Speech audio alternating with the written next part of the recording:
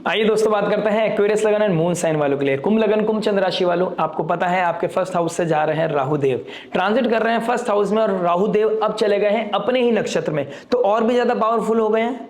लेकिन उस राहु में और इस राहु में एक बहुत बड़ा मेजर डिफरेंस है।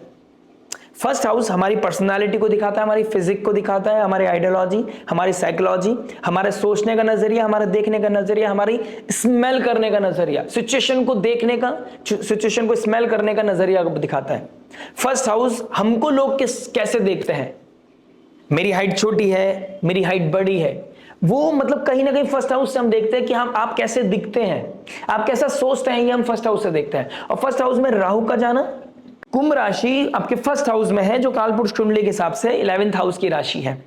11th हाउस की राशि कुंभ राशि मासिस को दिखाती है, यानी कि अब अभी तक जो आप सेल्फ सेंटर्ड हुए थे, अब अभी तक आपको जो रिकॉग्नाइजेशन चाहिए थी, जो आपको स्पॉटलाइट चाहिए थी, अब आपकी लाइफ में चेंज आने वाला है। अब आपकी साइकोलॉजी, आपकी आइडियोलॉजी, आपके पैटर्न में चेंज आने वाला है।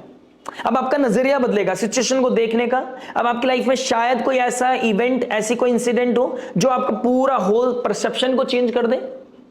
कोई ऐसा स्पिरिचुअल इवेंट, कोई ऐसा एक्सपीरियंस जिसकी वजह से आपके अंदर एक भावना आए कि अब मुझे मासिस के लिए कुछ करना है। अगर आप ऑलरेडी किसी ऐसे डोमेन से जुड़े हुए हैं, एनजीओ से जुड़े हुए हैं, कुछ ऐसी तैयारी कर रहे हैं, ऐसी कोई पढ़ाई कर रहे हैं, ऐसी कोई रिसर्च कर रहे हैं जो आने वाले समय में मासिस के लिए बहुत फ्रूटफुल होने वाली है, आप लोगों के लिए बहुत ही बेहतर समय दिखाई दे रहा है। बहुत ही इंपॉर्टेंट, बहुत ही ट्रांसफॉर्मेटिव समय आप लोगों के लिए दिखाई दे रहा है। अगर आप कोई मेडिकल फील्ड में है, आप कोई वेलनेस सेंटर चलाते हैं, आप कोई एनजीओ में है, आप डॉक्टर हैं, हीलर हैं, काउंसलर हैं, आप किस तरह के प्रैक्टिशनर हैं, आप योगा मेडिटेशन के कोई सब्जेक्ट मैटर एक्सपर्ट हैं, आप अकल्ट से जुड़े हुए हैं, आप एस्ट्रोलॉजर हैं, जहां पर आप लोगों को देना चाहते हैं, लोगों को हील करना चाहते हैं, आप कोई एजुकेशन से जुड़े हुए हैं, आप टीचर हैं, काउंसलर हैं, एडवाइजर हैं, आप लोगों के लिए बहुत बेहतरीन समय है।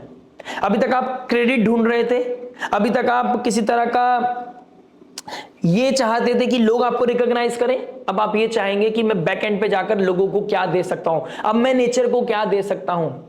शायद आपका अब ये परसेप्शन बदलने वाला है कि जो देने में मजा है वो लेने में नहीं, जो खुद के ऊपर इन्वेस्ट करने में मजा है वो एक लिमिटेड तक है, लेकिन इन शॉर्ट मतलब जो अपने के साथ साथ औरों को भी दे सके वो एक डिफरेंट बात है। तो ये कहीं ना कहीं चेंज दिखाई दे रहा है। देखिए, फर्स्ट हाउस हमें दिखाता है हमारी पर्सनालिटी, हमारी थिंकिंग प्रोसेस को दिखाता है, हमारे थिंक टैंक को दिखाता है, हम कैसा सोचते हैं। और राहु का भी ना सर है। जब श्री कृष्ण भगवान के सुदर्शन चक्र ने काटा था स्वर भानु को, तो ऊपर का जो हिस्सा था वो राहु बना, जो नीचे का धड़ था वो केतु बना।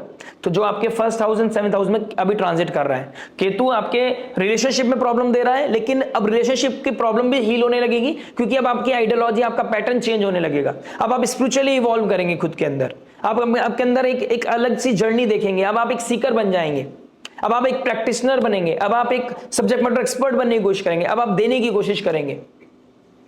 अब आप कोई ट्रॉमा से निकल रहे थे, आप एंजाइटी से निकल रहे थे, ओवर थिंकिंग से निकल रहे थे, स्पेशली उन लोगों के लिए जो 7.5 से चल रहे थे, तो अब उनके लाइफ में एक ट्रिगर पॉइंट आएगा कि वो अपनी लाइफ को बैलेंस कर पाएंगे, अपनी लाइफ में अलग तरीके से लाइफ को देख पाएंगे, जर्नी को देख पाएंगे।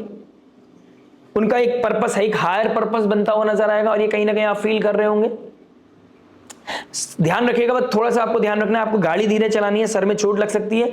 क्योंकि अगर आपने ऑलरेडी वो वीडियो देख ली है जिसमें मैंने शतभिषा नक्षत्र में गुरु राहु का जो गोचर बताया उसको ब्रीफली डिस्कस किया है, अगर आपने नहीं देखी तो प्लीज उसको जाकर देखिए, वो आपके लिए बहुत हेल्पफुल होने वाली है। और उसमें मैंने बताया 28 नवंबर को जब राहु होंगे 19 डिग्री पे और चंद्रमा क्रॉस कर रहे होंगे शतभिषा नक्षत्र से पूर्व भाद्रपद नक्षत्र में, और शनिदेव बैठे होंगे आपके 2nd हाउस में, तो जब ये पोजीशन चेंज कर रहे होंगे, यानी कि एक्वेरियस बाउंड्री से पाइसेस बाउंड्री की तरफ जा रहे होंगे, और शनिदेव 0 डिग्री पे होंगे, तो ये 11 डिग्री का जो स्पेस है, चंद्रमा जब इसको क्रॉस कर रहे होंगे 29-30 को, तो ये बहुत ही ट्रांसफॉर्मेटिव, बहुत ही इंपॉर्टेंट, बहुत ही मैं कह सकता हूं प्रेशर देने वाली सिचुएशन होगी, जहां से चीजें शिफ्ट करेंगी।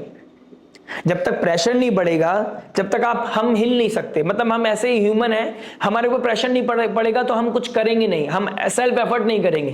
कंफर्ट हमारे लिए एक टॉक्सिक सिटी है, और हम बाय डिफॉल्ट ऐसे बन चुके हैं अब। तो प्रेशर पड़ेगा तो हम कुछ करेंगे, तो यहां पर ये प्रेशर प्रिविलेज तो बनेगा, लेकिन इस मोमेंट को संभालना, इस मोमेंट में अपने आप को स्टेबल रखना बहुत इंपॉर्टेंट है, और इसके बारे में मैं बात करूंगा वीकली वीडियोस में। अगर आप हमसे कनेक्ट नहीं है वीकली वीडियो से, अगर आप पहली बार इस चैनल को देख रहे हैं तो प्लीज लाइक शेयर सब्सक्राइब करके नोटिफिकेशन घंटी बजा सकते हैं, क्योंकि बहुत जल्द इसी चैनल पे आपको मिलेगी कि 22 नवंबर से लेके 5 ऑफ दिसंबर तक क्या चेंजेस आने वाले हैं, मून की क्या मूवमेंट रहने वाली है और किसका क्या एस्पेक्ट पड़ रहा है और कहां पर क्या चेंजेस आप फील कर सकते हैं। हर इंपॉर्टेंट एस्पेक्ट के बारे में बात करेंगे। लव हो, मैरिज हो, जॉब हो, बिजनेस हो, स्टूडेंट लाइफ हो, व्हाटएवर इट इज, आपके सब सिनेरियोज को हम डिस्कस करने वाले हैं उसी वीडियो में।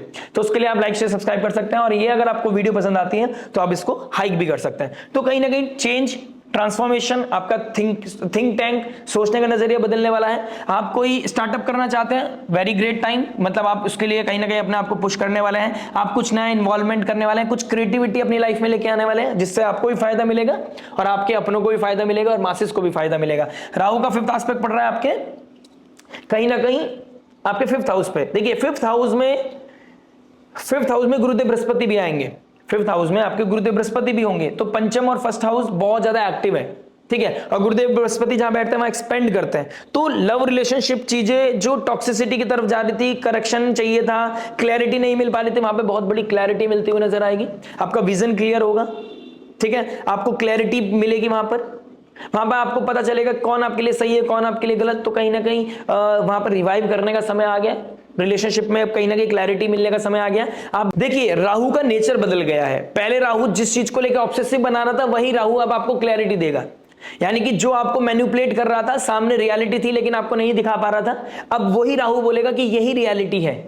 तो जो इंसान आपके साथ प्ले कर रहा था, आपके इमोशन से प्ले कर रहा था, जो आपके माइंड बॉडी सोल के लिए अच्छा नहीं था, वहां पे एक क्लैरिटी आने वाली है।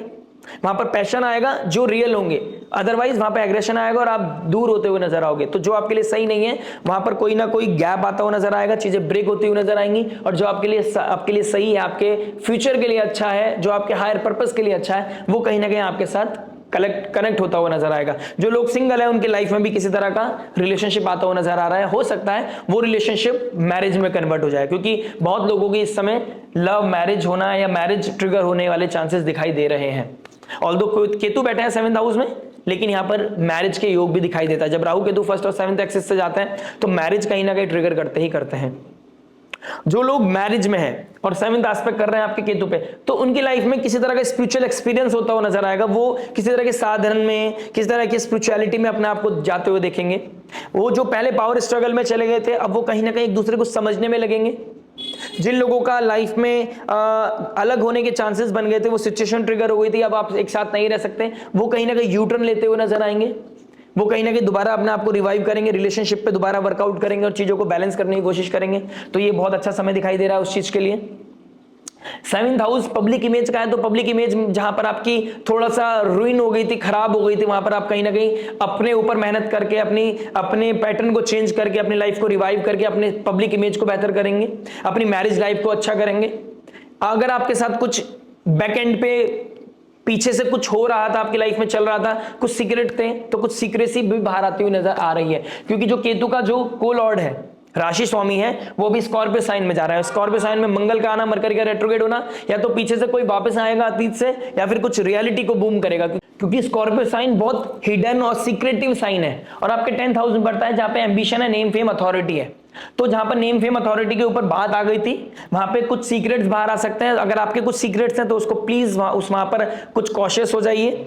हो सकता है आप कुछ चीजें कन्फेस करें, कुछ रिग्रेट आपकी लाइफ में जो चल रहा है वहां पर कुछ कन्फेशन करके आप अपनी लाइफ को दोबारा हील करने की कोशिश करें, ठीक है। वहां पर कुछ ना कुछ चेंज आता हुआ नजर आ रहा है। डिपेंड करेगा आपका स्पाउस करेगा या आप करेंगे, कुछ ना कुछ चेंज आ रहा है। क्योंकि स्कॉर्पियो से 4th हाउस में पड़ रहे हैं राहु, तो कहीं ना कहीं पीस आपको कहां मिलेगी, जब आप राहु को स्टेबल करेंगे तभी आपकी लाइफ में चीजें बैलेंस होंगी। और राहु कभी भी किसी भी माया को प्ले करके सीक्रेट्स को बाहर लेके आ सकता है। तो कुछ छुपी हुई चीजें को बाहर आना, उसको कैसे आप हैंडल करेंगे, वो बहुत बड़ी बात है और उसी के बारे में डिस्कस करने वाला हूं मैं। 28, 29, 30 को आपके साथ कैसी एनर्जीज बन सकती हैं, उसको हम वीकली वीडियोस में कवर अप करेंगे। साथ ही साथ राहु का 9th एस्पेक्ट पड़ रहा है 9th हाउस में। 9th हाउस पे जुपिटर का भी एस्पेक्ट होगा और राहु देव का भी एस्पेक्ट होगा। तो कहीं ना कहीं 5 ऑफ दिसंबर के बाद आपके हायर एजुकेशन की तरफ आप जाते हुए नजर आओगे। कोई लर्निंग्स, कोई स्किल ब्रशअप करना, ठीक है। क्योंकि जो 9th हाउस का शक्ति स्थान है वो 3rd हाउस है। 3rd हाउस स्किल्स को दिखाता है। कोई ट्रैवलिंग करना, हायर एजुकेशन के लिए जाना, फॉरेन लैंड जाना, प्लस फादर की लाइफ में कोई ट्रबल आ रहा है, फादर से कोई डिस्प्यूट्स हो गए थे, वहां पे कुछ चीजें क्लियर होंगी, वहां पे चीजें दोबारा हील करेंगी, दोबारा से आपका रिलेशनशिप कहीं ना कहीं बेहतर होता हुआ नजर आएगा। उनकी लाइफ में कोई हेल्थ इश्यूज आ रहे हैं तो उनको आप सपोर्ट करते हुए नजर आओगे। आप अपनी रिलीजन के लिए, अपने धर्म के लिए, अपनी प्रैक्टिसेस में बहुत ज्यादा एक्टिव होते हुए नजर आओगे। कृष्ण कॉन्शियसनेस की तरफ, भगवान की, माता रानी की या राधा नाम की तरफ आपका जो क्रेविंग है, जो आपका जो डेडिकेशन है, वो बहुत डिफरेंट होने वाला है। यानी कि आप अपने रिलीजन को लेकर, अपनी लर्निंग्स को लेकर, अपनी हायर एजुकेशन को लेकर, अपने ट्रैवलिंग को लेकर बहुत ज्यादा एक्टिव होने वाले हैं। अब आप अपने ऊपर काम करते हुए नजर आओगे, क्योंकि शतभिषा नक्षत्र एक सर्कल को दिखाता है, 100 स्टार्स को दिखाता है।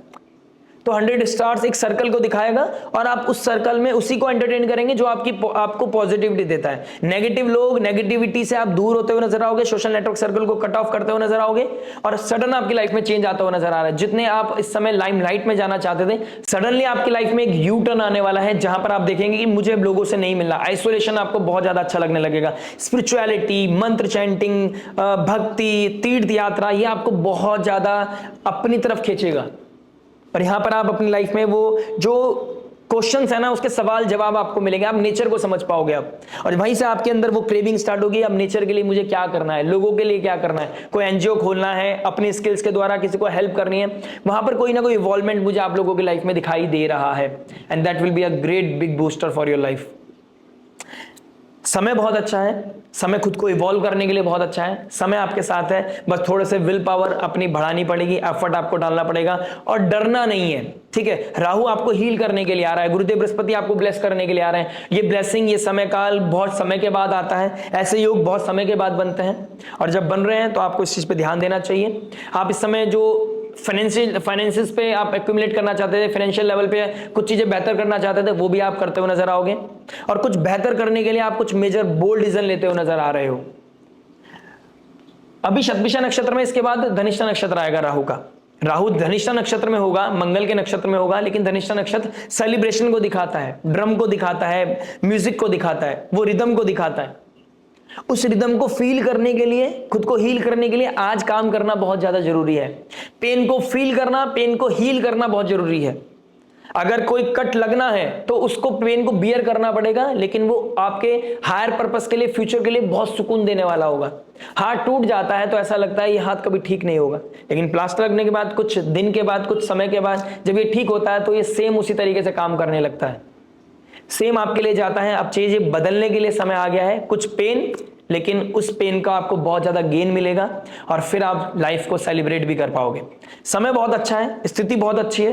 अब आपको अपने माइंड को स्टेबल करके फोकस करने की जरूरत है। जो लोग इस समय वेलनेस की तरफ जाना चाहते हैं, जो लोग अपने आप को जिम की तरफ लेके जाना चाहते हैं, किसी तरह के योगा मेडिटेशन की तरफ लेके जाना चाहते हैं, किसी तरह की साधना की तरफ लेके जाना चाहते हैं, किसी को गुरु बनाना चाहते हैं, आपके पास वो समय आ गया है जब कॉस्मोस भी आपको सपोर्ट करते हुए नजर आएगी। बस आपको जल्दी उठने की जरूरत है और अपने लिए कुछ काम करने की जरूरत है। कायनात आपको सपोर्ट करने की लगी पड़ी है। क्या आप खुद को सपोर्ट करने के लिए रेडी हैं? ये आप अपने आप से पूछिए। मिलते हैं आपसे नेक्स्ट वीडियो में। टिल देन नमस्ते, राधे राधे, प्रणाम।